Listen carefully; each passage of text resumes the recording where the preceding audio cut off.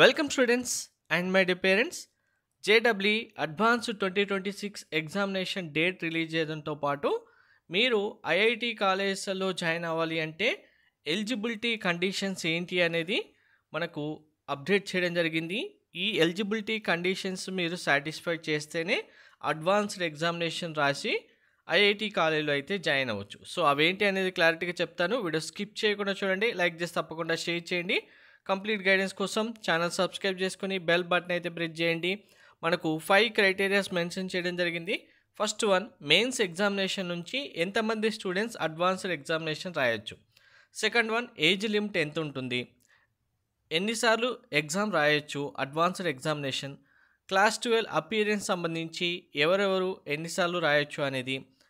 ఇంతకు ముందు కనుక మీరు అంటే 25లో లేదా 24లో ఒకవేళ ఐఐటి అడ్మిషన్ తీసుకున్నా లేదు జోసా కౌన్సిలింగ్లో పార్టిసిపేట్ చేసినా మీరు ఎలిజిబుల్ అవుతారా కాదా అనేది క్లియర్గా మెన్షన్ చేశారు. అన్ని కండిషన్స్ క్లారిటీగా అర్థం చేసుకోండి. ఇవన్నిటికీ మీరు కండిషన్స్ అన్నీ సాటిస్ఫై అవుతేనే ఎలిజిబుల్ అవుతారు, ఐఐటిలో జాయిన్ అవ్వడానికి వీలుంటుంది. సో ఇది ఇండియన్ నేషనల్తో పాటు ఓసిఐ పిఐఓ స్టూడెంట్స్ కూడా అప్లికేబుల్ అవుతుంది. ఫస్ట్ వన్, మెయిన్గా మనకు మెయిన్స్ ఎగ్జామినేషన్ అనేది సెషన్ 1 జనవరిలో, సెషన్ 2 ఏప్రిల్లో కండక్ట్ చేస్తారు. మనకు బెస్ట్ ఆఫ్ 1 రిజల్ట్ అయితే డిక్లేర్ చేస్తారు. ఇందులో పర్సంటేజ్ బేస్ చేసుకొని స్టూడెంట్స్ని టాప్ 2,50,000 స్టూడెంట్స్ని అడ్వాన్స్డ్ ఎగ్జామినేషన్కి ఎలిజిబిలిటీ అయితే ఇవ్వడం జరుగుతుంది. సో ఇక్కడ కేటగిరీ వైజ్గా ఇండివిజువల్గా ఎంతమంది స్టూడెంట్స్ అడ్వాన్స్డ్ ఎగ్జామినేషన్ రాయడానికి ఎలిజిబిలిటీ ఇస్తారనేది క్లియర్గా మెన్షన్ చేశారు చూడండి. Open 96,187, PWD open 5,063, EWS 23,750, EWS PWD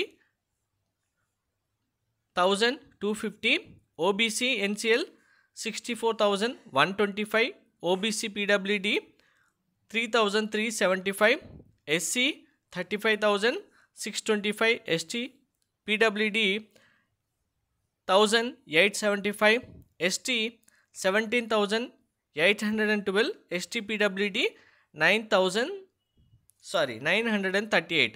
so ఓవరాల్గా ఇంతమంది స్టూడెంట్స్ని 2.5 lakh స్టూడెంట్స్కి టాప్లో ఉన్న వాళ్ళు ఎవరైతే ఉంటారో వాళ్ళకి అడ్వాన్స్డ్ ఎగ్జామినేషన్ రాయడానికి ఎలిజిబిలిటీ ఇస్తారు.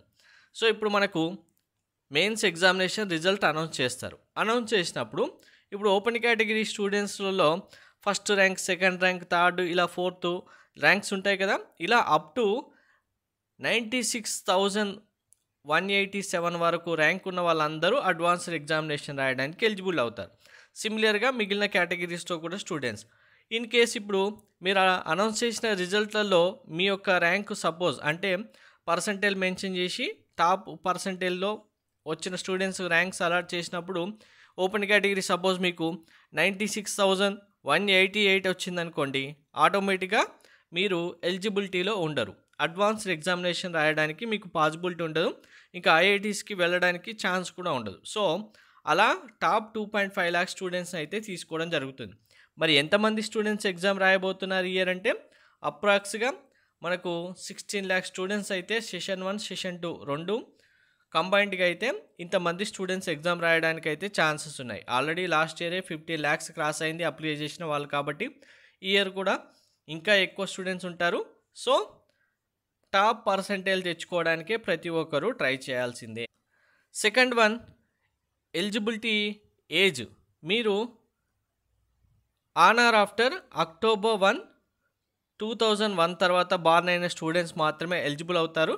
ఇన్ కేస్ మీరు ఎస్సీ ఎస్టీ పీడబ్ల్యూడి స్టూడెంట్స్ అయితే మీకు 5 years రిలాక్సేషన్ ఇవ్వడం జరిగింది. నెంబర్ ఆఫ్ అటెంప్ట్స్, మీరు 2 times ఎగ్జామ్ రాయొచ్చు 2 consecutive years. అంటే మీరు ఇప్పుడు 2025 పాస్ అవుట్ స్టూడెంట్స్ మీరు ఎగ్జామ్ రాయొచ్చు, 2026 అపియరింగ్ స్టూడెంట్స్ మీరు ఎగ్జామ్ రాయొచ్చు. ఇంకా మీరు కనుక 2024లో పాస్ అవుట్ అయిన స్టూడెంట్స్ అడ్వాన్స్డ్ ఎగ్జామినేషన్ రాయొచ్చు అంటే నో, మీరు మెయిన్స్ ఎగ్జామినేషన్ రాసి టాప్ ర్యాంక్ తెచ్చుకున్న అడ్వాన్స్డ్ ఎగ్జామినేషన్ రాయడానికి ఎలిజిబిలిటీ ఉండదు.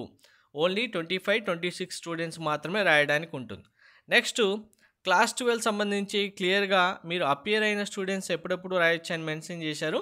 సింపుల్‌గా చెప్పాలంటే 25లో అపియర్ అయిన స్టూడెంట్స్ రాయొచ్చు. 26లో అపియర్ అవుతున్న స్టూడెంట్స్ కూడా రాయొచ్చు. ఒకవేళ 24 ఇయర్‌కి సంబంధించి మీరు కనుక ఎగ్జామ్ రాయాలి అనుకుంటే ఒకే ఒక రిలాక్సేషన్ అయితే ఉంది. ఏంటంటే మీ రిజల్ట్ గనక 2024లో జూన్ 18, 2024 తర్వాత డిక్లేర్ చేసుంటే ఎలిజిబుల్ అవుతారు. ఇది మన తెలుగు స్టేట్లలో ఎవరికి లేదు కాబట్టి ఇంకా 2024 వాళ్ళైతే ఎలిజిబిలిటీ ఎవరు లేరు. నెక్స్ట్ ప్రీవియస్‌గా మీరు ఐఐటీ అడ్మిషన్ తీసుకోవడం, జోసా కౌన్సిలింగ్‌లో పార్టిసిపేట్ చేయడం వంటి చేసి ఉంటే అందులో క్లియర్‌గా మెన్షన్ చేసింది ఏంటంటే మీరు ఐఐటీ సీటు ఆన్లైన్‌లో రిపోర్టింగ్ చేస్తే అంటే సీట్ వచ్చిన తర్వాత యాక్సెప్ట్ చేసినా కాలేజీకి వెళ్ళి రిపోర్టింగ్ చేసినా ఐఐటీ కాలేజీలో జాయిన్ అయ్యి మీరు డ్రాప్ అవుట్ తీసుకున్నా మళ్ళీ అడ్వాన్స్డ్ ఎగ్జామినేషన్కి అయితే ఎలిజిబుల్ ఉండదు. కానీ ఎవరు మళ్ళీ అటెంప్ట్ చేసుకోవచ్చు అంటే కనుక మీరు జోసా 2025 పార్టిసిపేట్ చేసి కూడా ఆన్లైన్లో రిపోర్ట్ చేయకపోయినా, రిపోర్టింగ్ సెంటర్కి వెళ్ళకపోయినా, మీ సీటు 5th రౌండ్ లోపే క్యాన్సిల్ చేసుకున్నా, విత్డ్రా చేసుకున్నా సో మీరైతే ఎలిజిబుల్ అవుతారు. ఇవి 5 కండిషన్స్. ఇవన్నీ కండిషన్స్ సాటిస్ఫై అయిన స్టూడెంట్స్ మాత్రమే ఎలిజిబుల్ ఉంటారు. Thank you.